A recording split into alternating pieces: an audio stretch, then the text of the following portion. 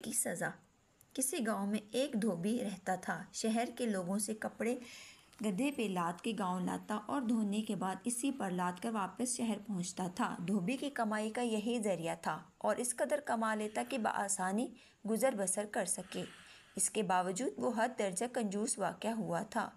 شہر جا کر خود تو مزے مزے کے پکوان اڑاتا لیکن دن بھر محنت کرنے والے گدھے کو بھوکا رکھتا تھا۔ اس کے لیے چارے پانی پر کوئی پیسہ خرچ نہ کرتا۔ دن یوں ہی گزرتے جا رہے تھے اور گدھا بیچارہ بھوکا رہ کر اب بیمار رہنے لگا تھا۔ وہ اس قدر لاغر ہو چکا تھا کہ اس کے جسم کی ہڈیاں تک واضح نظر آنے لگی تھیں۔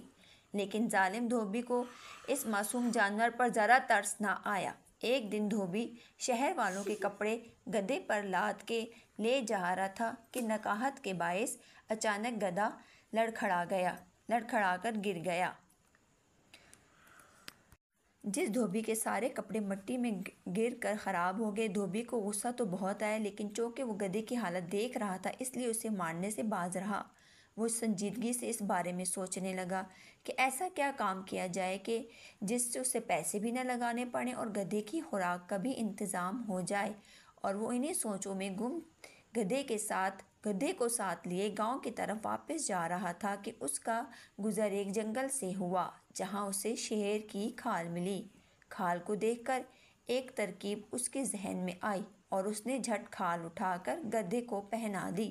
اگلے دن دھوبی گدھے کو لے کر پاس کے کھیتوں میں گیا جہاں لوگ کام کر رہے تھے۔ لوگوں نے جب شیر کو کھیتوں میں گھستے دیکھا تو وہ خوف کے مارے بھاگ کھڑے ہوئے اور خالی کھیتوں میں گدھا مزے کی گھاس چرنے لگا۔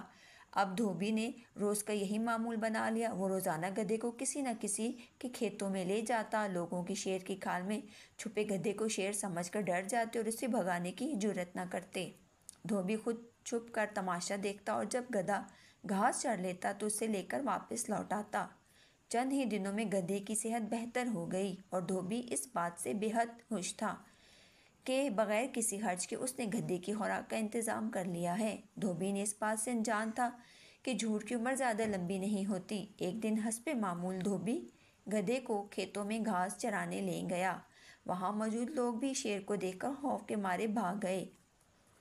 ان سب میں ایک سمجھدار آدمی بھی موجود تھا جو پہلے تو وہ بھی ڈر کر بھاگنے لگا لیکن اچانک جب اس نے شیر کو گھاس چرتے دیکھا تو وہ ساری بات سمجھ گیا۔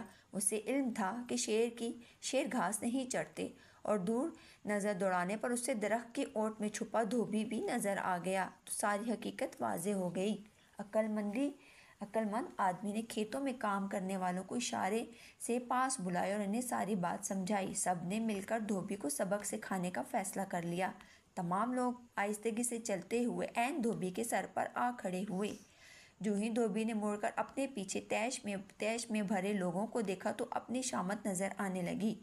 اس سے پہلے کہ وہ بھاگنے کی کوشش کرتا گاؤں کے لوگوں نے پکڑ کر صرف نہ اس کی خوب درگت بنائی بلکہ گدھا بھی اس سے چھین لیا۔ اس دن کے بعد دھوبی نے اپنے کاندھوں پر سامان لاد کر شہر سے لاتا اور لے جاتا تھا جبکہ گدھے کا نیا مالک نہ صرف اسے بے حد پیار کرتا بلکہ کھانے کے لیے بھی اپنے کھیتوں سے